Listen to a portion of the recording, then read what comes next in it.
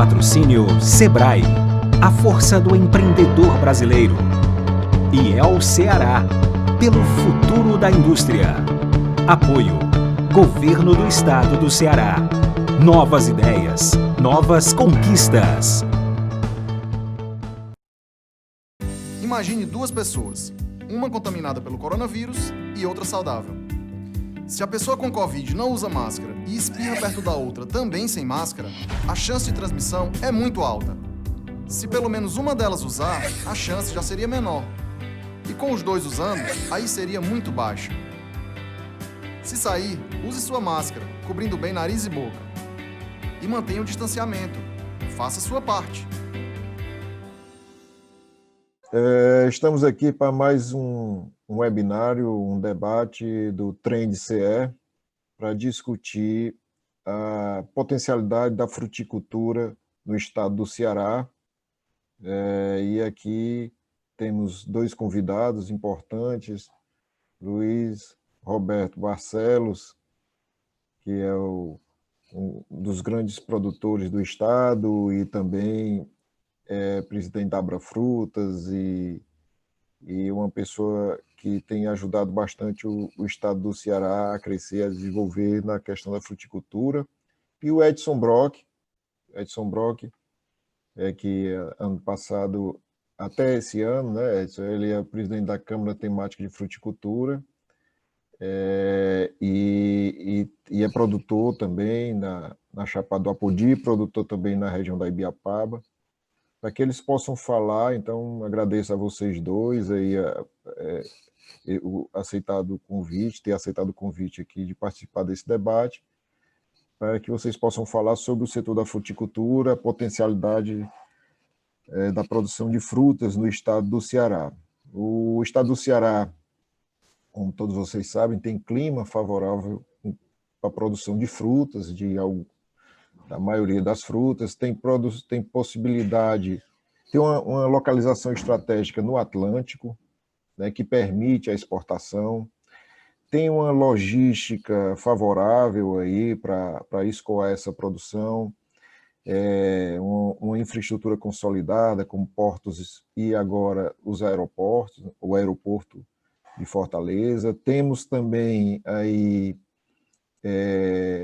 áreas para produzir, temos potencial para crescer, e o nosso grande gargalo sempre foi os recursos hídricos, né? E agora a gente tem aí possibilidade de novas ofertas de água. Vale ressaltar também que o Ceará tem um trabalho muito forte na área livre de pragas e temos aí uma região que tem esse credencial, né, que permite a exportação para vários países, né, e a ADAGRE, a Agência de Defesa Agropecuária, que é vinculada da nossa Secretaria de Desenvolvimento Econômico e Trabalho, ela faz esse trabalho muito bem. Então, a ideia aqui do webinário é a gente passar e discutir alguns pontos. Eu vou fazer uma pergunta, né, aos nossos dois convidados, e aí a gente vai fazendo o debate. Então, Edson, por gentileza, qual na sua visão de produtor, né, e de exportador de frutas, qual a potencial do estado do Ceará para a produção de frutas? Bom dia a todos e boa noite àqueles que puderem nos assistir durante o período noturno. É sempre bom a gente debater a produção, a fruticultura no Nordeste do Brasil, em especial no nosso estado do Ceará, que tem se mostrado um mercado muito sustentável e tem crescido ao longo dos anos, embora sempre esteja ligado aos nossos recursos hídricos que, em determinados momentos, principalmente nos últimos 6, 7 anos, faltaram para a produção. A gente é bastante positivo com relação ao futuro, e principalmente se nós conseguirmos ou lograrmos a segurança hídrica para os produtores, para os velhos e os novos produtores que poderão chegar ao estado ou desenvolver suas produções. E, enfim, nós estamos aqui abertos para discutir o tema. Naturalmente, a parte técnica a gente vai discutir mais tarde e também a parte de insumos. Muito obrigado, estamos aqui participando.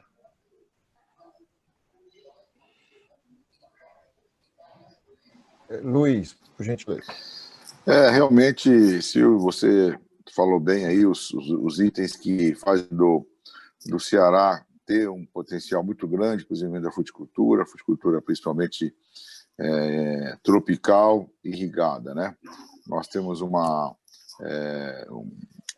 clima muito favorável, né? Sol praticamente durante o ano inteiro, mais de 300 horas de luz, que a gente chama, né? De radiação solar. Isso ajuda muito a questão do metabolismo e ter frutas de muito sabor.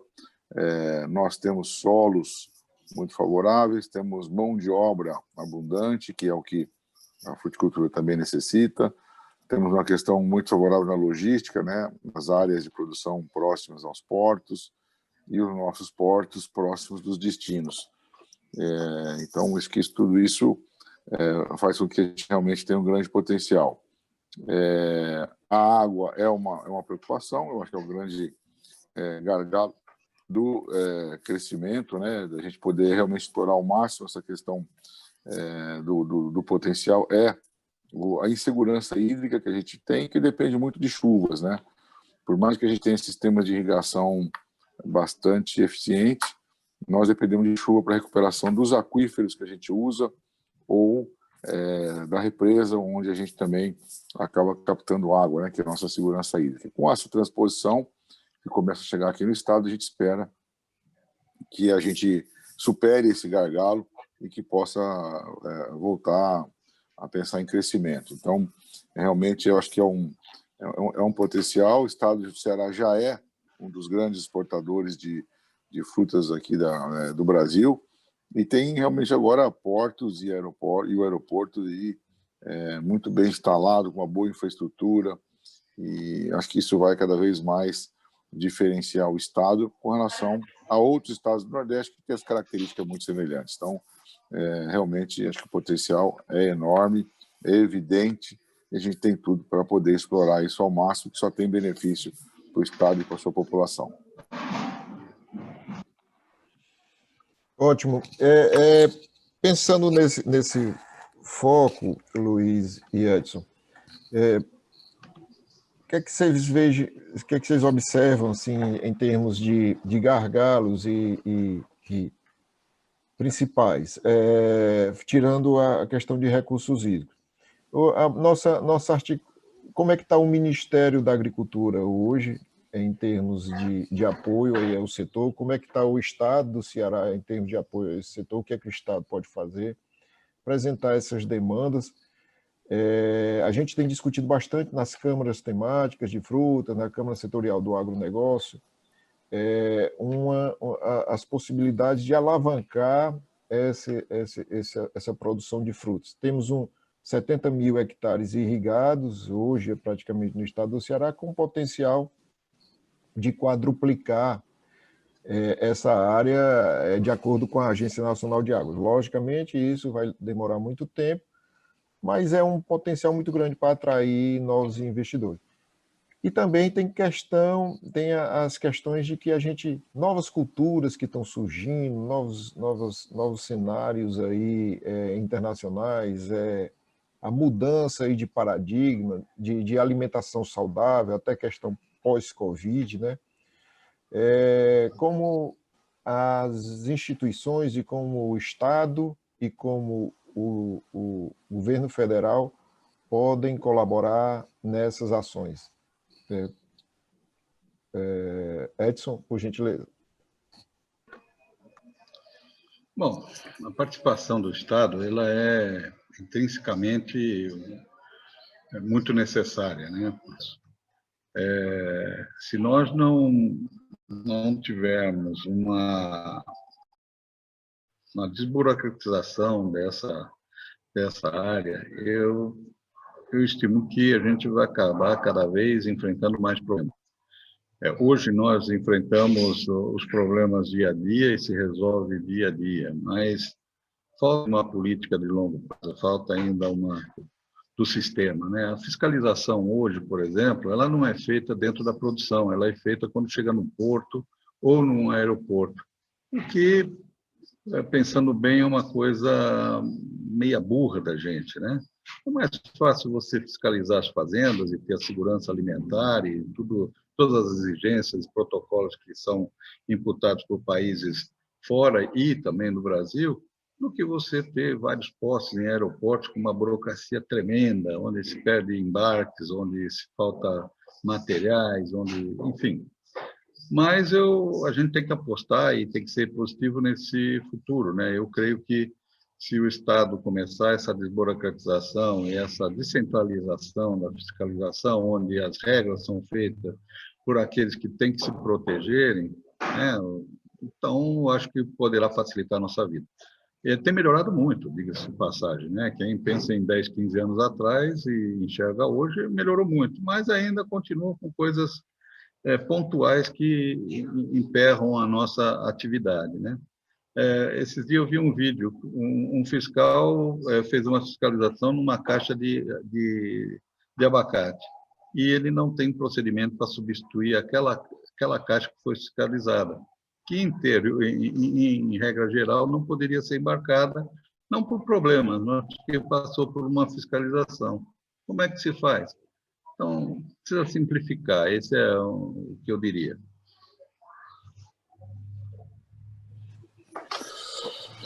Luiz, Eu concordo, óbvio que são problemas que a gente tem, a burocracia. Então, eu dividiria assim, nos dois, né, da sua pergunta, Silvia, a parte federal. Eu acho que realmente nós temos que modernizar aí a forma de fiscalizar. A gente está falando aqui do Ceará, um estado que exporta muito, então a preocupação é que a fruta, quando chega no porto, ela tem uma afluência grande, né? Não fique ali, às vezes o navio sair, o contêiner ficar para trás, isso é um problema muito sério. Então, a forma de fiscalizar ela tem que ser mais útil, ela tem que ser mais eficiente com relação ao resultado que se quer, que é evitar que se leve praga para o país que está recebendo a fruta. Esse é o ponto principal. Porque o maior interessado na questão da qualidade, resíduos, eventuais resíduos defensivos, somos nós que estamos exportando, porque se a gente não cumprir com isso, a gente vai ser penalizado pelo mercado, que é a pior penalização que um empresário pode ter. Então, realmente preocupa. A gente recentemente teve um episódio de não ter nem o papel para emissão do documento que é necessário para que a fruta seja desembaraçada no país de origem. A gente vê problemas de número de fiscais cada vez menor se aposentando e com quase nenhuma reposição. Então, isso realmente preocupa. Acho que a nível federal tem a questão dos registros defensivos, que ainda é uma questão que, principalmente para frutas, que é o que a gente chama de... São áreas de pequena área de superfície, então acaba que a indústria não solicita, às vezes, o registro para os cuidados fitossanitários, então o produtor fica à margem da lei, usando produtos que sem registro, né? Isso realmente é um problema. A questão da defesa fitossanitária é importante, o Brasil é um país que tem muita... uma fronteira muito grande com outros países, tem dezenas de portos e aeroportos, então precisa ter uma fiscalização bastante rígida.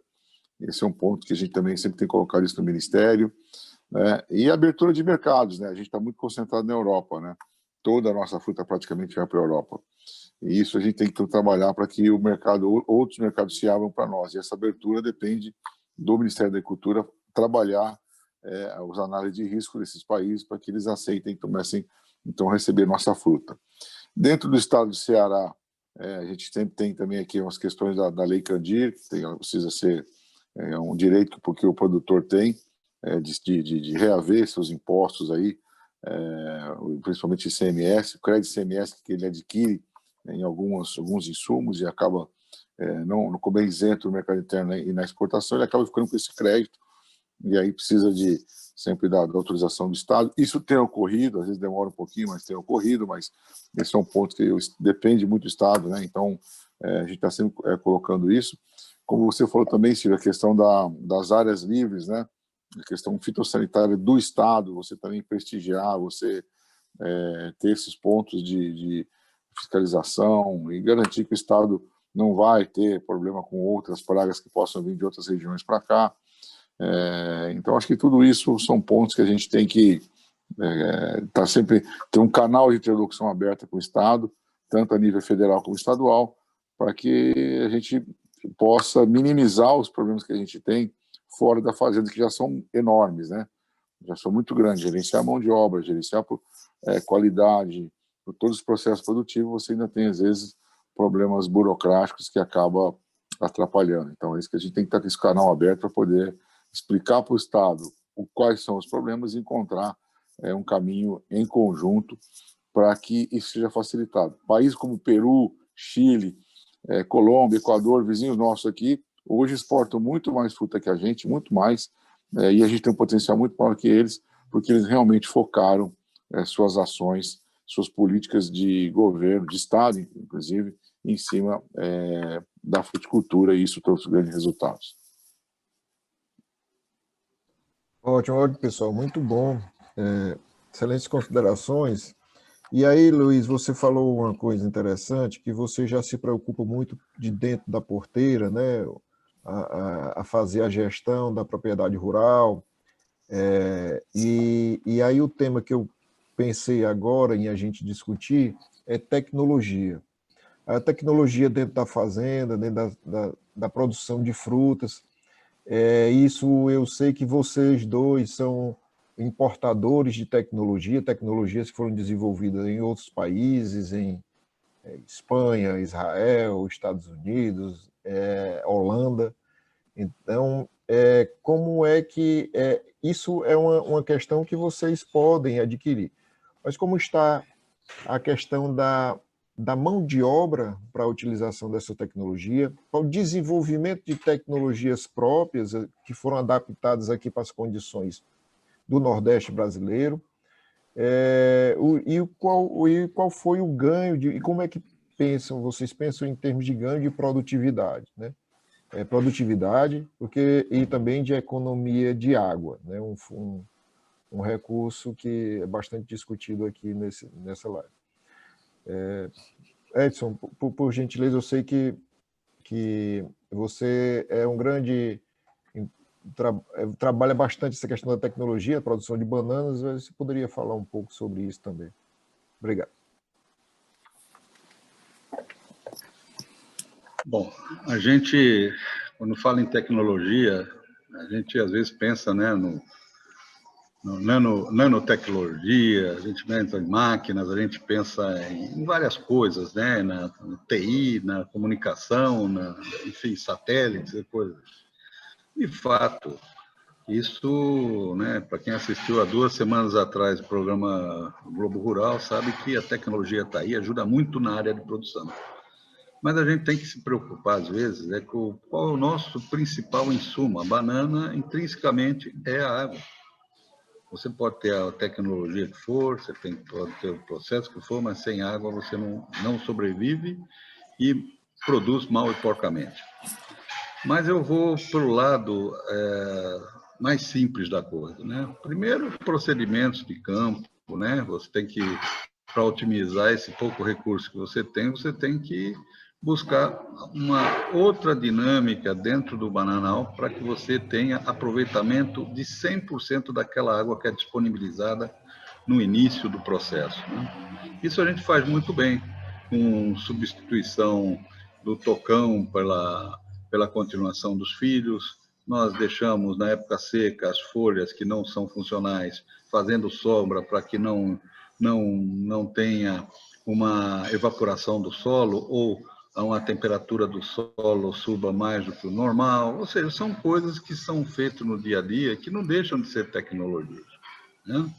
Nós protegemos as frutas com aquelas lâminas de polipropileno expandido. Outras empresas, inclusive a do Luiz, faz de outra forma, que é o mesmo dinamismo na produção e proteção de fruta, enfim. Então, eu diria que, além disso, para onde a gente pode crescer, né? Quando você fala em aumentar a produção, uma das coisas mais difíceis de você equacionar é a embalagem. A embalagem está aí.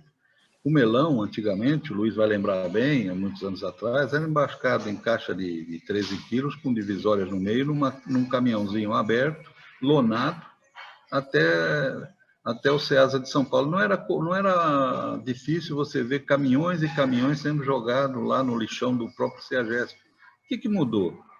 Mudou foi o conceito, a exportação trouxe o conceito da dinâmica da embalagem. Mas a embalagem é muito cara, porque nós estamos falando de recurso florestal, enfim, de um produto muito caro, né? E muito tecnificado também. O que precisa para a gente mudar a matriz? Eu sempre falo nisso. A gente precisa baixar imposto. Hoje, por exemplo, na área de banana, a evolução que teve no melão, você não tem na banana. Hoje ainda se embarca banana para a Argentina de exportação em caixa de madeira. Aí eu fico pensando, o Estado, o governo federal, que não arrecada nada com essas caixinhas de madeira mal e porcamente montadas, não poderia abrir mão, então, já que ela não ganha nada, e o produtor pequeno e as novas culturas poder partir para uma seleção natural, que é a embalagem? Por exemplo, em melão, você tem o tamanho 10, 9, você dinamiza a sua produção dando uma destinação de acordo com os mercados. Uma caixa de madeira você não dá nada. Você não cria nenhum vetor para que exista uma regulamentação, uma regularização de produção, uma estandarização do produto que vai ser vendido. O Brasil ainda vende abacaxi pequeno, médio e grande. Isso é uma idiotice tão grande, enquanto que todo mundo no Brasil usa uma caixa de papelão, plafond, aberta, com ventilação, e lá tem os tamanhos 5, 6, 7, 8, vai até 12 em alguns casos. O que importa para a dona de casa se é tamanho médio, pequeno, médio e grande? Interessa que ela vai pegar um produto que ela possa utilizar. Então, quando se fala em tecnologia, a gente tem que fazer um beabá antes da gente ir para o cosmos buscar algumas soluções. Claro que a solução que está aí, drones, na área de nutrição tem tanta novidade que a gente até se perde, a gente até deixa de acreditar em algumas. Mas na área do vamos ver, na área do economiza no transporte, preserva a qualidade, vende um produto mais saudável, nós estamos devendo muito. Nós estamos ainda engatinhando. Era só uma política de governo. Para que ele vai querer cobrar um imposto? O Estado do Ceará, eu compro caixa de papelão para o mercado nacional em Pernambuco. O Estado do Ceará cobra 18, Pernambuco cobra 12. Tem lógica um negócio desse? Não tem, né? Então, essas coisas que, às vezes, como produtor, a gente sente na carne dia a dia e a gente tem que ter uma interlocução com o Estado, com o governo federal, para ver se eles mudam um pouco. Porque arrecadar é fácil, meu amigo. Arrecadar é que nem a Receita Federal. Você teve um ganho de capital, você nem pensou em ganhar o capital, já está a cobrança na tua mesa. Agora, pergunta para o Luiz Roberto quanto é difícil você controlar todos os drawbacks que você tem quando você exporta com alguma isenção. Na realidade, era para ser só uma declaração e nada mais. Você não precisava ficar comprovando com nota fiscal, com RE, com DDE, com não sei o quê. Entendeu? É muito papel para nada. Só para travar a produção. Foi um pouquinho longo, mas tecnologia eu gosto de discutir também as destecnologias, né? Que é as estupidez que a gente tem no mercado. Obrigado, Edson. Luiz, por gentileza. Assim, eu acho que a questão da tecnologia, o Edson abordou bem. Nós temos que lembrar que a gente está dentro do semiárido, ou seja, em condições muito inóspitas e adversas para a produção. Então, produzir nessas condições por si só já requer muita tecnologia, né? Então, no nosso caso do melão, a gente já começa com um sistema de gotejamento, que é um sistema bem eficiente, a água fica só pingando ali na raiz, você inclusive faz toda a fertirrigação que os nossos solos necessitam, né? Então, você consegue, com essa tecnologia, usar uma água de uma forma bem racional. Você tem a questão de aplicação do plástico, que evita erva daninha, evita a evaporação dessa água também, então sendo mais eficiente. A gente usa essa proteção que o Edson falou, daquela manta que fica em cima do melão ali, protegendo ele metade do ciclo, e praticamente fica dentro de uma estufa.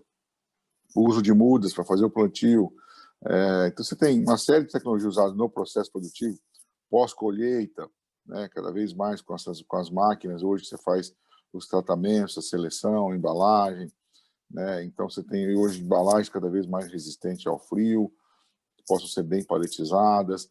Então, a gente tem usado muito. Hoje, também na parte nutricional e na parte de controles de pragas e doenças, cada vez mais usando coisas biológicos, insumos novos que estão chegando. Ou seja, a gente está sempre na batalha de produzir mais com menos, né? Produzir mais tonelagem por hectare com menos utilização de insumos, né? Ou seja, com menos agressão ao meio ambiente, com frutas com mais sabor, que ela possa chegar ao consumidor com um preço competitivo, né? Porque às vezes você tem umas frutas muito caras e o consumidor acaba comendo outro tipo de alimento e acaba deixando a fruta um pouco de lado por conta do seu preço. Então, tudo isso a gente tem investido, as empresas têm investido nessa melhoria.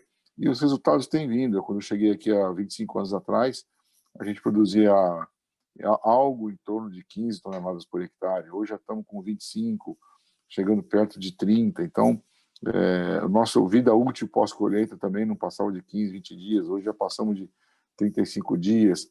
Então, tudo isso vem em favor do consumidor, né? Óbvio que a cadeia toda ganha quando você consegue colocar tecnologia. E o agronegócio, como tem sido um setor que tem conseguido, vamos dizer assim, um sucesso na produção, ele dá a possibilidade para o empresário investir em tecnologia. Porque é complicado quando você tem um setor que ele não é rentável, né? Que é difícil. Então, fica uma ciranda negativa. O cara não ganha dinheiro com aquela atividade, se não ganha, não pode investir em tecnologia, não investe em tecnologia, ele perde mais ainda, perdendo mais ainda, fica mais longe de poder fazer isso. E o agro tem tido um círculo vicioso positivo, né? Quer dizer, ele tem sido rentável e, por ser rentável, proporciona investimento nessa área de tecnologia, e a tecnologia, então, retorna esses investimentos. Então, é importante a tecnologia, é importante a gente estar muito próximo também das universidades. A gente fala, eu costumo dizer muito isso, que as universidades se distanciaram muito do setor produtivo. Hoje, as teses de mestrado, doutorado, servem muito mais para enfeitar as bibliotecas do que virar realidade.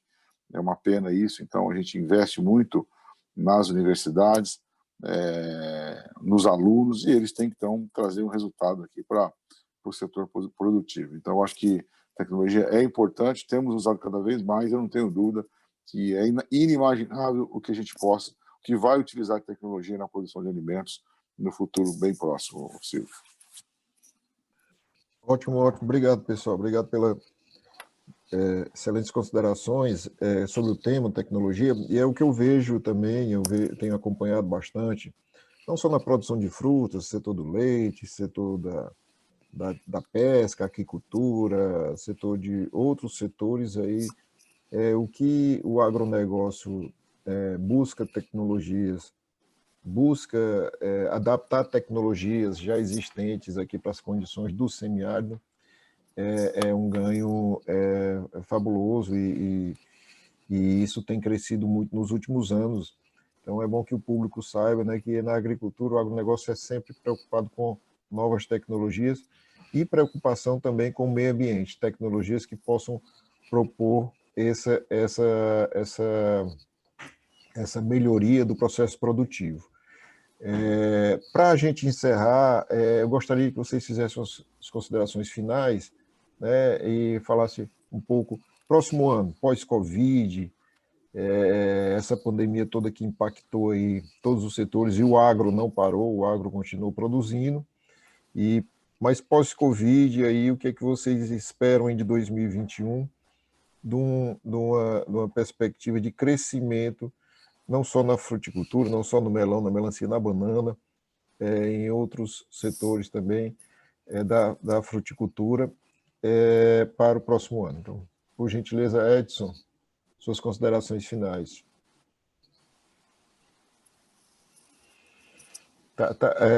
Só ligar o microfone. Está desligado. Pronto. Eu acho que nós ainda estamos muito campo para crescer. Naturalmente, tem lutado muito para chegar a 1 bilhão de exportação. O que o Luiz falou sobre os países vizinhos, em 2007 nós exportávamos 700 milhões e o Peru exportava os mesmos 700 milhões, hoje eles estão perto de 3 ou mais de 3 bilhões e nós estamos aí lutando para chegar em 1 bilhão.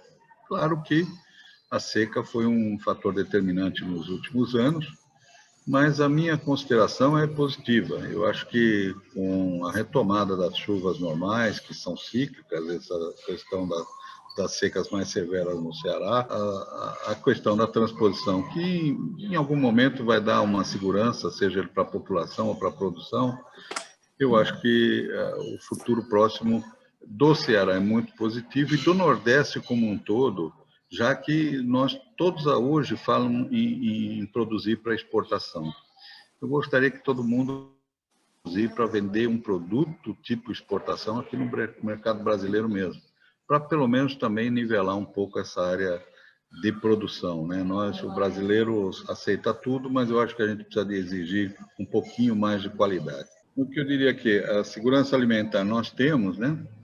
E eu sou bastante positivo. Eu acho que já existe uma política federal com relação ao desenvolvimento da fruticultura aqui no Nordeste. Alguns estados também têm se mostrado muito interessados nessa produção, inclusive nos convidados a participar em outros estados.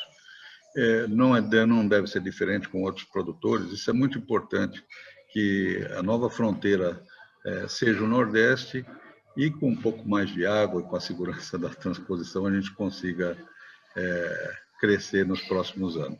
Muito obrigado pela participação.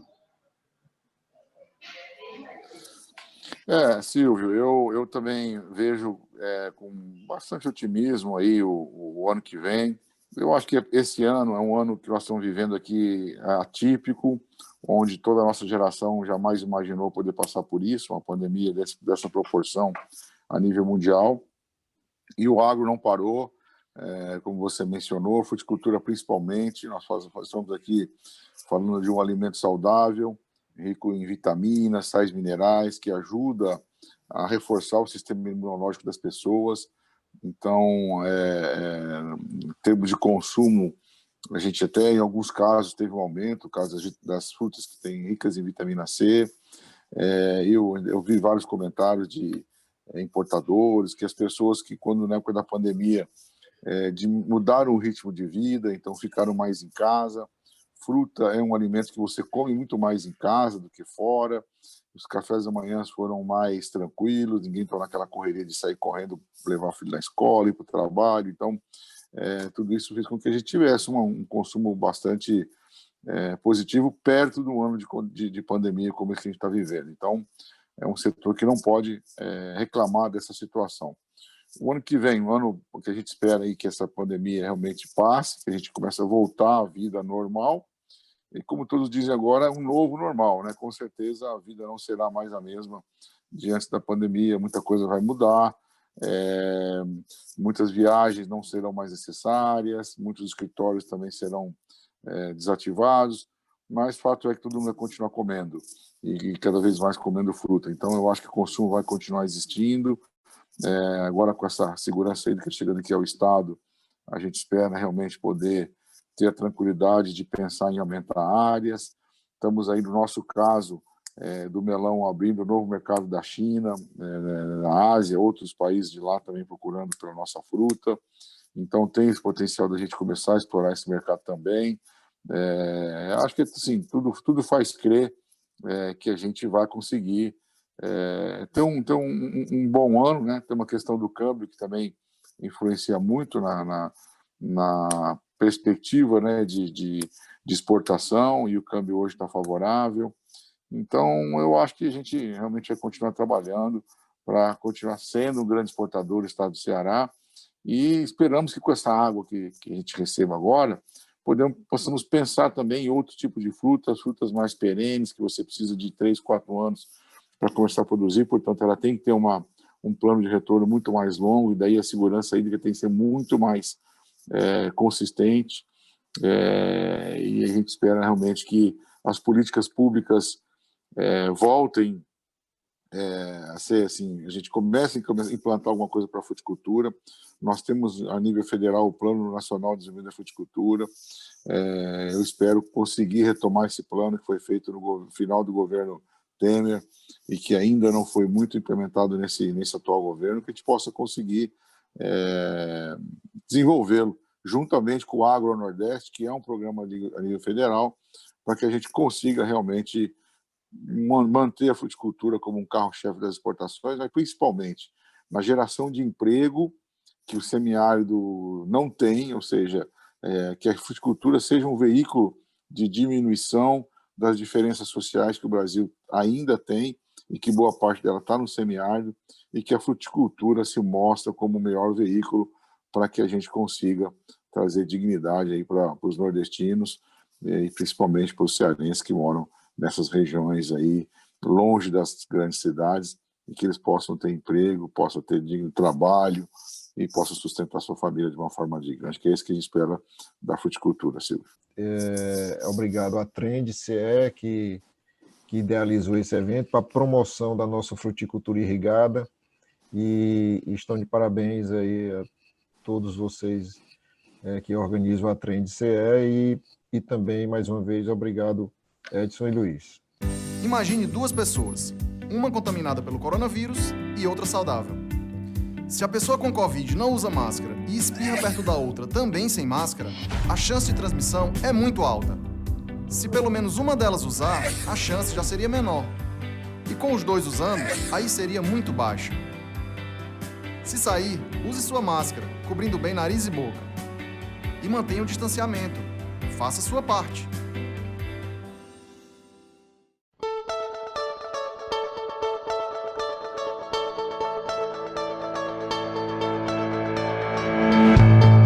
Patrocínio Sebrae, a força do empreendedor brasileiro. E El Ceará, pelo futuro da indústria. Apoio, Governo do Estado do Ceará. Novas ideias, novas conquistas.